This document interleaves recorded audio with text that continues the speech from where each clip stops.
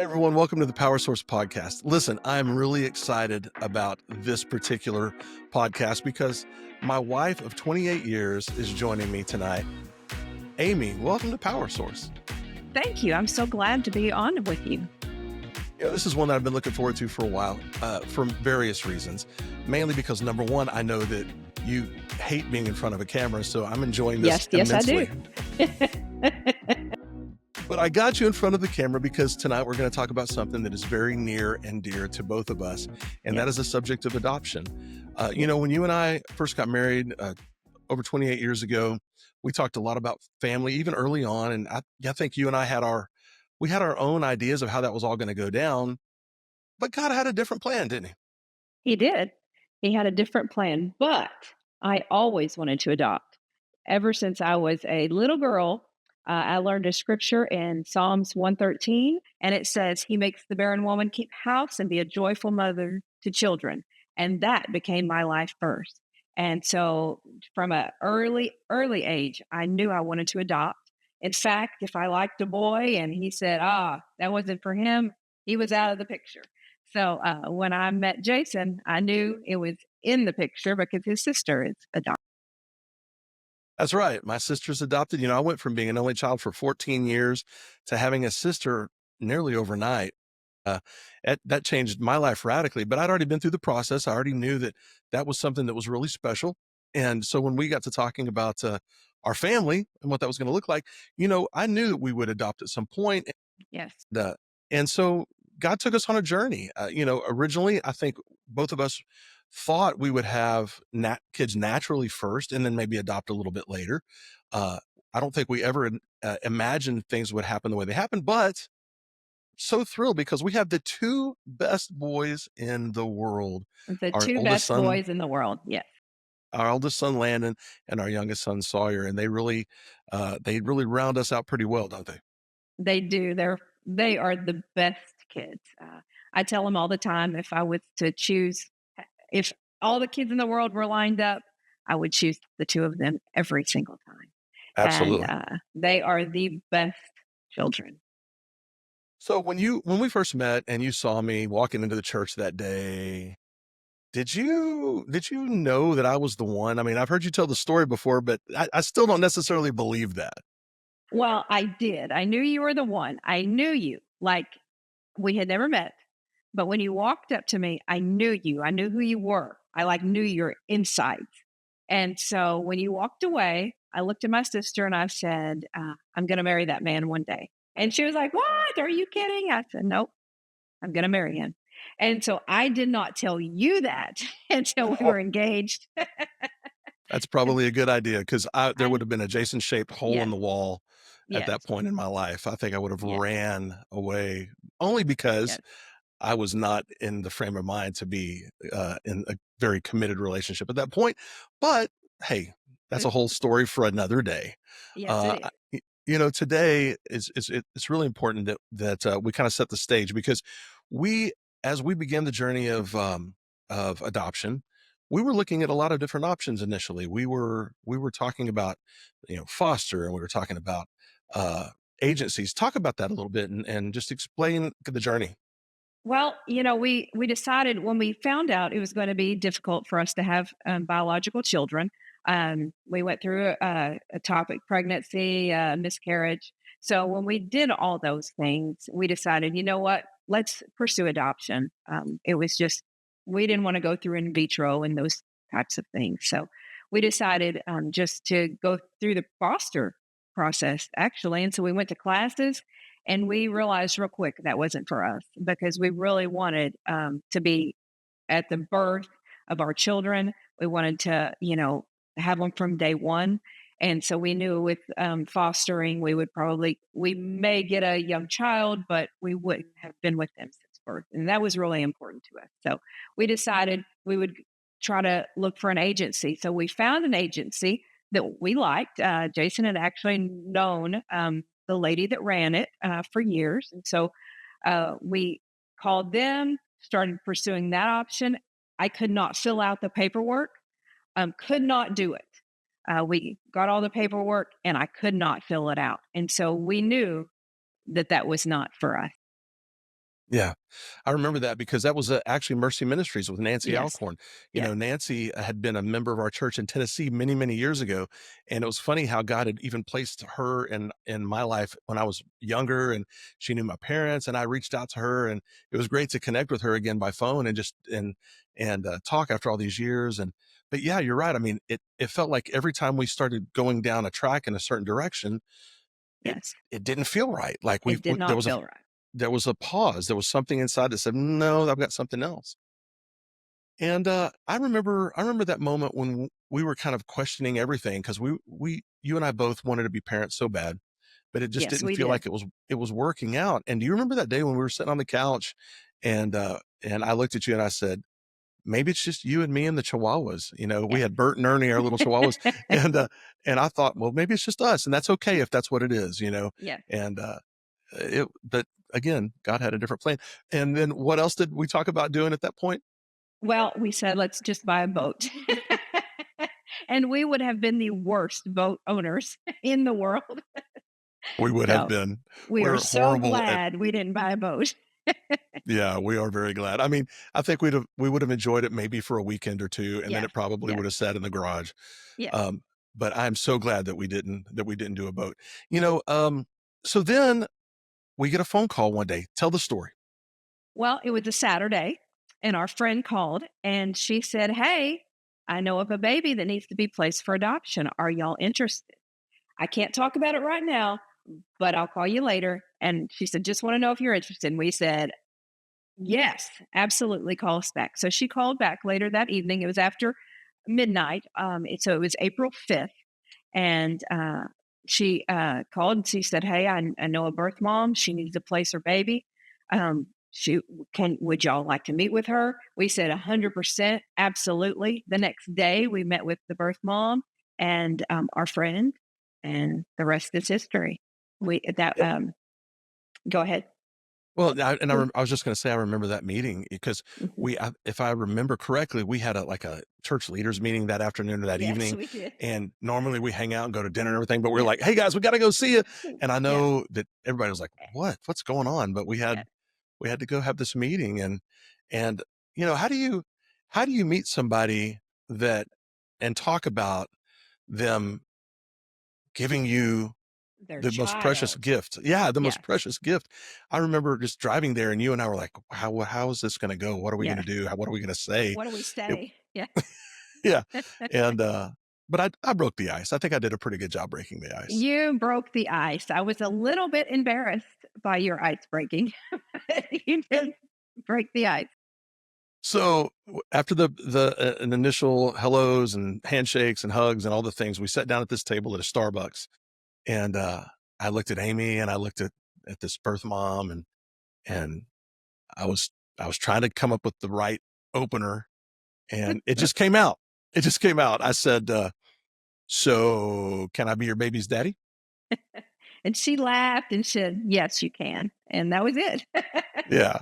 I still have a bruise in my ribs, though, from the elbow Yeah, that day. I mean, you gave me a pretty absolutely. good little shot, but, I mean, it broke the ice, It and then we did. talked a lot about her background and the birth father's background and all the things that, you know, you wanna ask when you're talking about something like this. I mean, Mhm. it flowed pretty well that day, and I remember, Absolutely.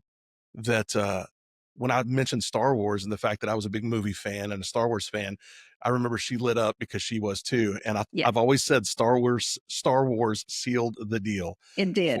It for did. Landon. And his birth father was also a Star Wars fan, so that was just double. So, yeah. So, okay, so what came next? Tell us let's keep going on the story. Well, that night we got all of our family together and told them all that we were having a baby, and everybody was so excited. And let's see, 9 days later, we found out he was going to be a boy. And 2 days after that, 11 days after we first met Birth Mom, our little bundle of joy came into the world. And he was 7 weeks premature, and our lives changed radically overnight. Radically. I remember driving we got the call that birth mom had gone in, there was some complications, she was headed to the hospital. You and I were coming from different parts of town to meet there. And I remember as I exited the freeway there at the hospital, I remember just really hearing God in the truck. And he said, "Hey, get ready. You know, your son's coming today." And I And I remember was trying to tell praying. you that. I was praying, "Keep it in, Lord. We need that baby's lungs to be developed. Keep it in, keep it in, keep it in." Yeah, you didn't want to hear that from me much at that Right. moment. I No, remember it was no. a pretty emotional moment, Yes, but he showed up. He showed up he early. He was he showed up. 3 pounds 6 ounces, Yes. He got and down to 2 pounds, 1 ounce. He was tiny. He was, 16 and a half inches long, but he was yeah, he was just real long. the Landon was long. He's still long, but he was Yes, long and thin, and he laying there was. in the incubator, he looked like this wrinkly little miniature Snoop Dogg in the Snoop incubator. I Dogg. remember, I remember very well. I was like, "Oh, okay, he's laid back." The But first thing I saw when I saw him was he's the most beautiful thing I've ever seen in my life. And then I thought, I'm so glad he's a boy. And so it was just love at first sight. In my heart, there was a piece that had always been missing. And right then and there, that piece just went into place and I just felt whole. And so it was a really miraculous feeling. I remember, I had all these thoughts in my head about what it would be the first time I saw my son, and I knew that I would love him. I didn't realize how intense that feeling of love would be and how instantaneous it Yes, was. I mean, the minute that we yes, walked in and laid eyes on him, it was like, "Oh my gosh." yes. It I was I knew instant, ri instant. yeah, I knew right then that I would give my life for that kid if I needed to. So Landon was born, and our lives changed. But just a few days later, well, I guess it was a little over a week later, we got a phone call about 10 something, days. and yeah, 10 days later, we got a phone call, and the doctor wanted to chat with us, and we went in for a meeting, and we got some news we weren't expecting. Yes. Talk about that a little bit. Well, the doctor brought us into a room with the doctor and a nurse and Jason and I, and he said, "Your son has a grade 4 head bleed. He also has hydrocephalus. Grade 4 is the worst. Most people with grade 4 head bleed never walk, talk, see, hear, or have any kind of life." He told us he would have cerebral palsy. And so they gave us very little hope that he would have any quality of life at all. And I remember when I heard all of that, you were sitting beside me, and you were holding my hand, and you just started to grip it, and it's like you began to cry, and my eyes began to well up with tears because that was not what we expected to hear that day. And I've always said that I wish that I would have been so full of faith that I would have jumped up on that table and said, "I rebuke you, and he's going to live and not die." I wish that I could have done that, but the reality was, I was It was for a moment devastating. there, Mhm. it was devastating. Yeah. But I remember as I choked out the words, "Well, doc, I appreciate your honesty, but we're a praying family, and that's what we're going to do." And then I remember I called dad and I broke down. I mean, I just sobbed, and he and mom came and some other friends came. They met us there at the hospital, Yes. and My that my mom and started a dad journey. came. Mhm. Yeah, yeah, Yeah. your mom and dad were there. Yeah. Some minister friends came to meet us, and that started a journey with little Landon. We didn't really know what was going to go on and how that was going to look, but we knew that we were going to have to rely on God to take us through. And so, for the next few months, we pretty much were living at the Yes. hospital. Yes. Um, uh, so talk about that a little bit. What it was like to go through that season where we were having to work, we were having to go to the hospital at night or during the day, and just trying to walk through all this while they let him grow and all the things that took place. Well, we had to be at the hospital as much as possible, but back then you didn't stay with they didn't allow you to stay in the NICU with your child. Now you get to, which is I think is just a wonderful thing for parents that their child is in the NICU. But I still had to work because I needed to take off when he came home from the hospital. So I would go to the hospital, work a couple hours, go to the hospital, go back to work a couple hours. Then Jason would come and relieve me. I'd go home and sleep a little bit, and we'd do the process all over again. At this time, Landon had to have several surgeries. He had to have a device placed in his head called a VAD that drained fluid off of his brain, and then he had to have his shunt put in, his VP shunt put in, and so it was. It's really a difficult thing to watch your little child who is, at that point, he was about 3.5, 4 pounds, go through surgery. But we had the most amazing neurosurgeon. The first time we met him, he asked to pray with us.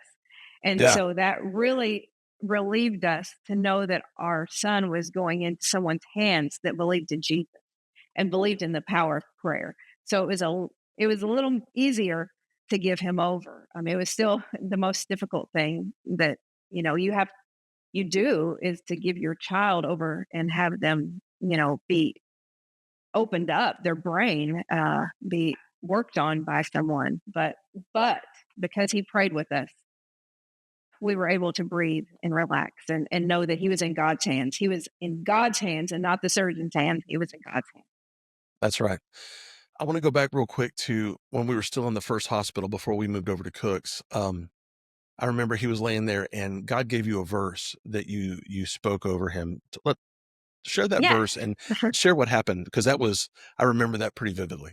Yes, it was truly amazing. Landon was laying in the incubator, and he was had tubes and wires everywhere. His hands were on little boards, holding them down, and he was just laying there.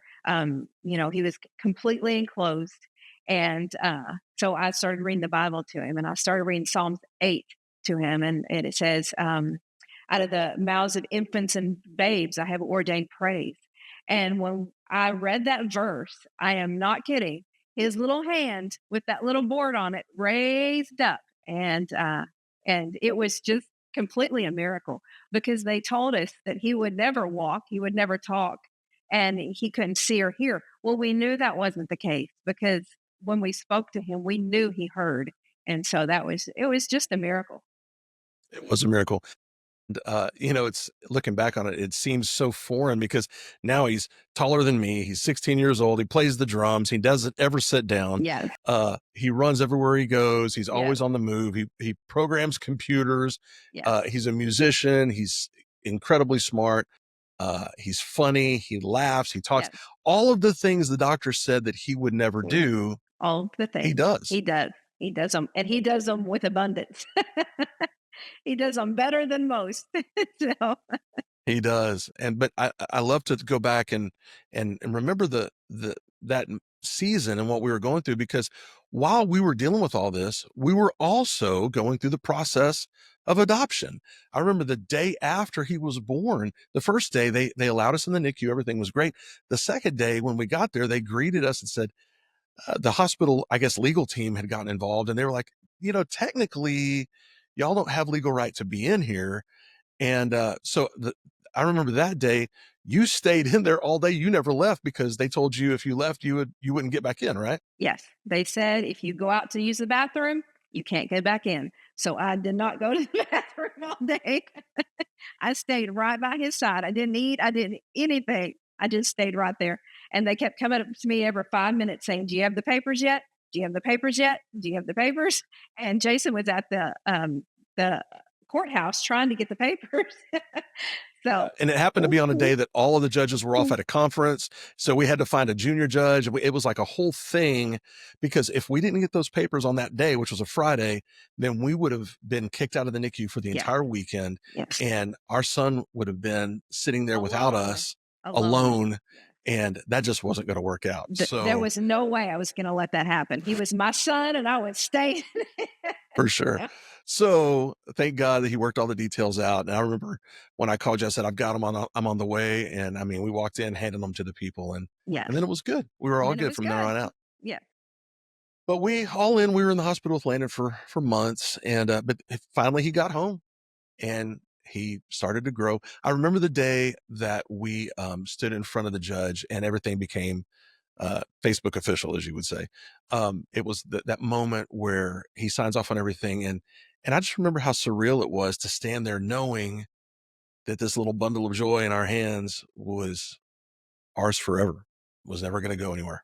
yes. He was an absolute gift that was given to us by precious birth parents who chose us out of everyone in the world, we were chosen to be his parents. And it's a surreal moment to stand there knowing that this little guy is, belongs to us forever. And it's just the most amazing feeling. Luckily we've got to do it twice now. So We have. Before we get into the second story, though, I want to pause for a second and let's talk a little bit about some of the like the nuts and bolts of adoption, right? Because the reality is for some people, an agency works really well. For some people, the idea of foster care works really well. For some people, that doesn't fit them at all, and they're wanting to maybe go private. What are some of the things that you've learned over the years when you talk to people and they say, "Hey, I'm interested in adoption. How do I go about it?" What are some of the things you say to them? well, I've helped numerous people over the years adopt children. I've given them attorneys to call. I've told them about agencies and or private adoption, or even foster care. Um, well, foster care, I know multiple people who have adopted out of foster care, which is just a wonderful thing, and it's a whole lot cheaper to go that route. Um, but and like if you go through an agency, sometimes it can be $30,000 or more. So, a lot of people can't afford that. I wish that we could somehow get adoption costs lowered in the United States because there's so many children out there that need homes, but not everybody has $30,000 laying around in order to do so. So, what we did was private adoption. We decided, we were going to wait on. Jason said one day our phone's going to ring and there's going to be a baby on the end of that phone, and that's exactly what happened twice with Landon and with Sawyer. We got phone calls, and so we went the private route. And when you go private, what you do is you just get a attorney for yourself and you get an attorney for the birth mom. Sometimes you have to get one for the child. And if the birth mom is married to the birth father, then you would have to get one for him as well. So it is a cheaper route to go. It's still, lots of paperwork, lots of things you have to, go through. Yeah, But a lot of hoops you have to yeah, jump a through, lot of hoops. Yes, but it does kind of streamline the process because you're not yes, having to go through an agency and yes. all of the red tape that goes with that as well. Yes, that's correct. And we only had 11 days to, between the phone call and Landon showing up. And we also had 24 days between the phone call and Sawyer showing up. So we didn't have a whole long time to get ready for either. So, They just wanted to get here really quick. yes, they did. Once we were in the picture, they just wanted to get home, and that was good. And the thing is, to go back to something you said earlier, adoption in America has become a bit of a big business, and I do believe that there's a really strong need for adoption reform, especially in Christian circles. We talk a lot about pro-life causes, and we celebrate that Roe versus Wade got overturned, and that Planned Parenthoods are shutting down, and all those things, and that's great. We are a pro-life family. And as Christians, we should believe in pro-life causes. I can't imagine life No, without Landon and Sawyer. It's so funny. I tell people, and people, I don't think they believe me, but there are moments where I forget that we they're do. adopted. Um, Um, I don't think about it at all. I don't think about them being adopted. They're my children. they They're are. just as much a part of me as they can be. So, yeah, So, and there's little elements of their personality that they pick up from you or from me, and it's absolutely. just funny to see that. Yeah, Um, absolutely. but so Sawyer came along, and it was a little bit different story. Share a little about how we found out about Sawyer, because with Landon, it was actually a friend of ours that got that process rolling, but with Sawyer, it was a little different. Yes, I had worked at a bank for many years, but I had quit to stay home and with Landon. With I could pick him up from school and take him to school and all the wonderful things you get to do with your children.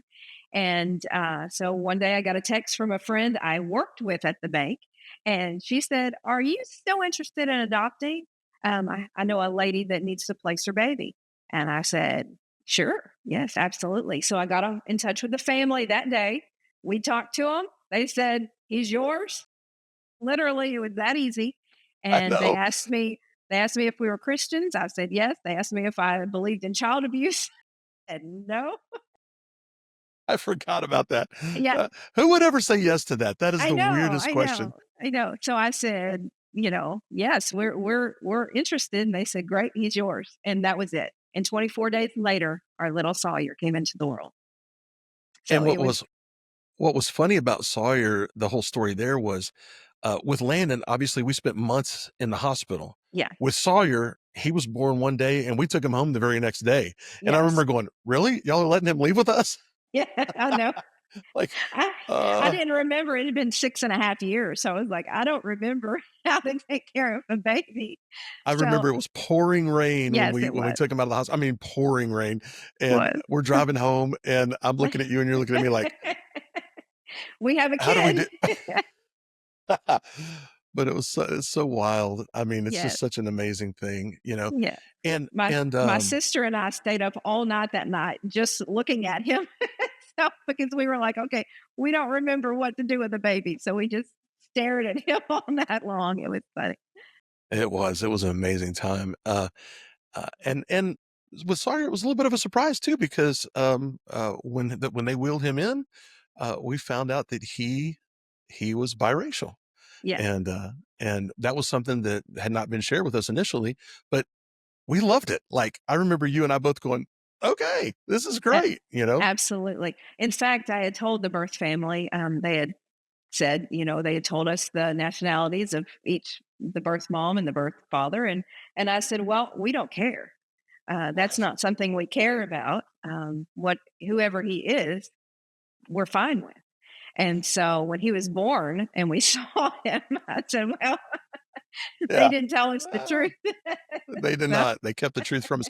And in all seriousness, that's sad to me because I believe that they thought we would somehow, change our mind or there would be some rejection there, and obviously that wasn't the case, and he is such a blessing to us. We love that he little is. guy, and he's He, mischief in a little body, ladies and he gentlemen. is. Our youngest, he'll be 10, in this month, and he doesn't settle down, and Nope. he's going 90 to nothing from the time he wakes up, the time he goes to bed. I've been told, and I know this is hard to believe, but I've been told that I'm a talker, that, I like to talk a lot. My son talks so much more than I do, You and, have nothing on him. He is I a love it. talker. I love He it, even absolutely talks in love it. his sleep. So, But, it is interesting to look back at the story of these guys because, um, again, it didn't all come together the way we initially had thought it would, mhm. and I think that's the lesson here. Sometimes you have to get your preconceived notions out of the way and just let God do what he wants to do because he knows what's best for us, Yes, and, isn't that life that we have to just let go of what our hopes and dreams and say, God, what do you want our hopes and dreams to be? And they're so much better. I can't even imagine better children than Landon and Sawyer. They are the absolute most perfect children for us because they just fit us so well. And we're such a close family. We're so yeah, close with, and they're so close with each other. They are brothers that are just tight and they yeah. love each other so much. And so our hopes and dreams had to get out of the way for God's hopes and for God's dreams for us to come true. And they're much better than I could have ever dreamed. And adoption truly is the Father's heart. I mean, when Yes. you really get down to it, we're all adopted into Yeah. Him. Yeah. We've all been chosen, and so, when I look at these guys, I think of that. We all have experienced what it's like to have been adopted into a Father that loves us. Hey, honey, one of the things I want to do is I want to do a quick round of 20 questions, because when you start talking to people about adoption, there's certain phrases and things that come up a lot, and I want you to help maybe, identify those and speak into this. First of all, we hear a lot about open adoption versus closed adoption. Explain to the viewer what the difference is and why one matters maybe and one, why you need to know the difference. Well, open adoption is where you have a relationship with the birth family. They have a relationship with the child, and you have a relationship with them as well. Um, or it could be that you just send pictures, emails, updates on the child to the birth family, which we do with both of our boys. We have a relationship there. And so that's very important to me. Closed adoption is when there's no contact whatsoever. So neither one is right or wrong. It is just how you feel comfortable. I know some people that feel very comfortable with the birth family being very involved. Others don't. So it is just what works best for you and your family and for the birth Yeah. family. And a lot of it has to do with just the circumstances of the adoption even. Yes. Yeah. If it was a foster situation and it was maybe even a dangerous situation in a placement Yeah. or things like that, then, sometimes having a closed adoption is necessary. Uh, I love what we do with sending pictures and Yeah. having the ability to stay connected, but there's still a little bit of distance there. It's not like they're coming Yes. over for dinner, Right. I mean, there's a difference, or there's a distance there that I think is important. So that's one thing we And hear let about me a lot. say this about Sawyer and Landon's birth moms. They're precious people, and they are highly um, celebrated in our home, and we honor them because they gave us the greatest gift besides Jesus. They're the greatest gift. They are the greatest gift. Another thing that gets, asked a lot is, should you tell your kids that they're adopted? And if so, when, and how does that all work out? Talk to that a little bit about how we did it. To me, and I've read multiple books on it. To me, the best thing to do is to let them know right up front. Uh, we never had to tell them they were adopted because they've always known they were adopted. When they were babies, I started reading them books. There's lots of children's books out there about, adopting, about looking different, about families that, may not match. So there's lots of books that I read to both children, and I would just say, I'm so glad we adopted you. I'm so glad you're my son. I'm so glad that we went to the hospital and picked and got you. And so we would just say phrases like that to them, and they never didn't know. Yeah. They've always known they were adopted, and that was very important to me. I didn't ever want there to be a before and after. A lot of times with adopted children, and I've known some that their parents waited until they were older, 15, 16, 17, to tell them. And there is a before and an after. And they really feel lied to. They Yeah. feel like their life is a lie. And I never wanted that for our children. It creates a traumatic moment Yes. that's Yes. unnecessary, Yes. really. And I remember too, to go along with that, I knew that there'd come a time with each of our boys where they would ask what some would think are hard questions or difficult questions. But I've loved especially how you have handled those when I've heard them ask them of you, because, for example, they'll ask you, uh, was I ever in your tummy? Mhm. And Yes. your Yes. response to that would be, No, you were never in my tummy. You were in your birth mother's tummy, but you were born in my heart. And I went to the hospital and picked you up as fast as I could. And that's what I've always told them about that. Um, and what I've they've loved is when we've had those hard conversations, or we've had what I thought would be hard conversations, it turns out they weren't hard at all. Like, they would ask a question because they're curious. Mhm. We would answer them directly and Yes. honestly. Yes. And then the next question was, were we going to eat? I mean, Yes. it was like, "Okay, I just needed to know that, and now can we go to the store and get me a new toy?" I mean, Yes. it was not a big deal because it was constantly part of the dialogue, and I really feel like that's important for people to understand. That's something that we feel strongly about. Obviously, you know, we would never tell you what to do, but we would encourage that with people because, again, you don't want that traumatic experience that they feel like they've been deceived in some way.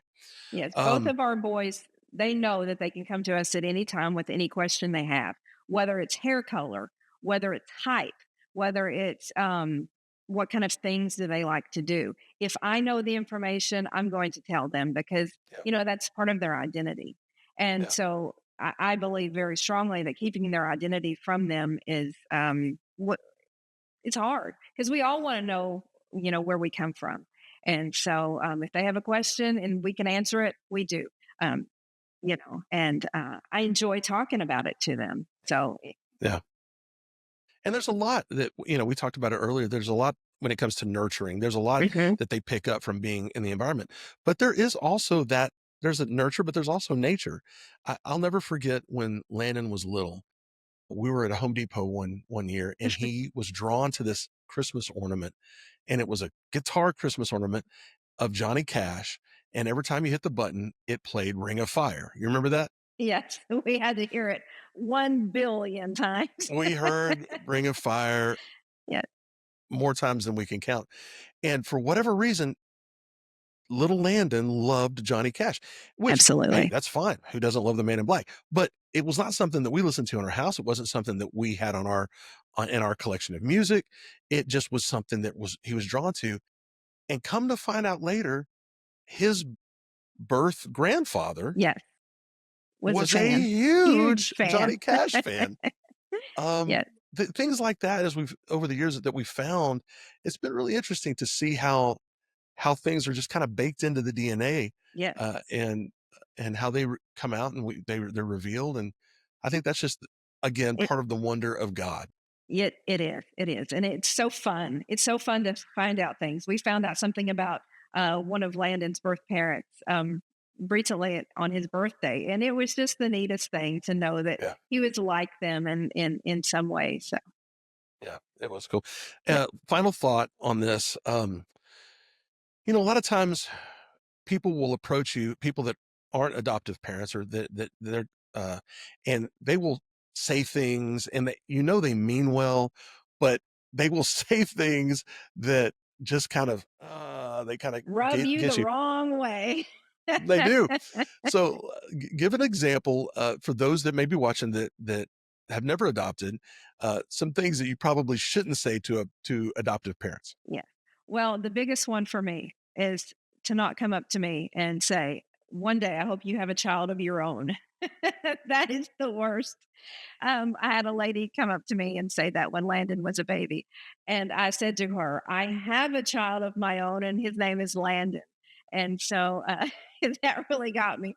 Other things, sometimes people would come up to us, because Sawyer is mixed race, and he doesn't look like us. We've had people come up to us and say, "Is he adopted?" And which is fine for people to be curious. But when people say that in front of him, um, and it can be a little bit of a situation. So he Yeah, knows he's adopted, but when we're out for pizza and someone says that, well, it's kind of, maybe you shouldn't go up to people that don't yeah, match what you think yeah, should match and say something like that. So there are yeah, things that we've learned, but we take them in stride because people are just curious. yeah.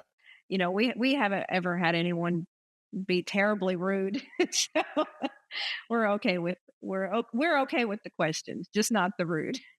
For those that may be watching this, that might see this podcast, maybe someone shares it. By the way, if you're watching, like this, share this, subscribe, tell your friends about Power Source, because as you can see, one week we might be talking to a pastor. The next week we might be talking about news and media. This week we're talking about adoption. You never know what you're going to get, so stay logged in. But for those that might watch this and they may be in a season where they are waiting, they're questioning, they don't understand why it hasn't happened for them yet. What would you say to them? Well, I waited a long time. We waited a long, long time. It was hard because there's so many people that will come up to you and say, "Hey, when are you having children?" And that question cuts like a knife when you're doing everything you can, and it's just not happening. And so I would say to them that God is in the waiting, and that's what I had to realized was God was right there. He had the perfect time and the perfect children, and we just had to rely on him. We had to trust him. There's a song, and I don't even remember who wrote the song or who it's by, but it says, "You are in the waiting when my hopes and dreams collide," and that's where God is. He's in the waiting, and he'll meet you there. I know what it's like to be a mother without children. I was a mom. I was already a mom, Yeah, but I didn't have the children. And so that was my dream. My dream was to be a stay at home mom and to, be a, you know, happy mother to her children, like the verse said.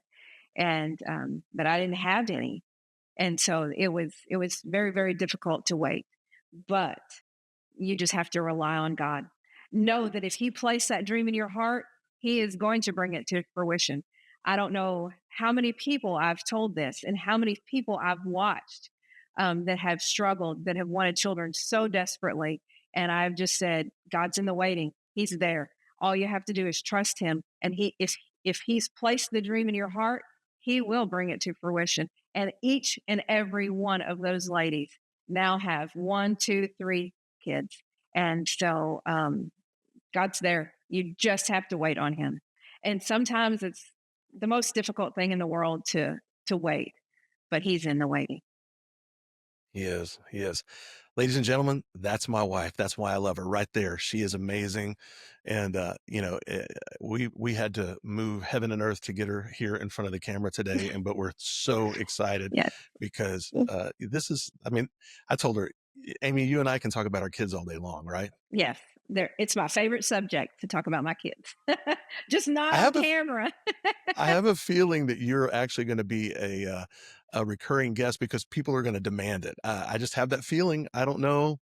I feel like people are going to be like, "Yeah, Jason, you step aside and let's hear from her a little bit more." I feel like that's going to happen. Um, I doubt it. but You're I awesome. really, I appreciate you doing this, Amy, and Well, I you're appreciate welcome. you being with me to share our story. If And every Christian family who could adopt would, we wouldn't have a problem with in foster care. We wouldn't oh, have all these children that need homes. So Christians really need to step up and and take these children that need love, that need support, and need to know Jesus most of all. yeah, amen, honey, I love you. Thank I you for love being on you. Power Source tonight. Thanks for having me.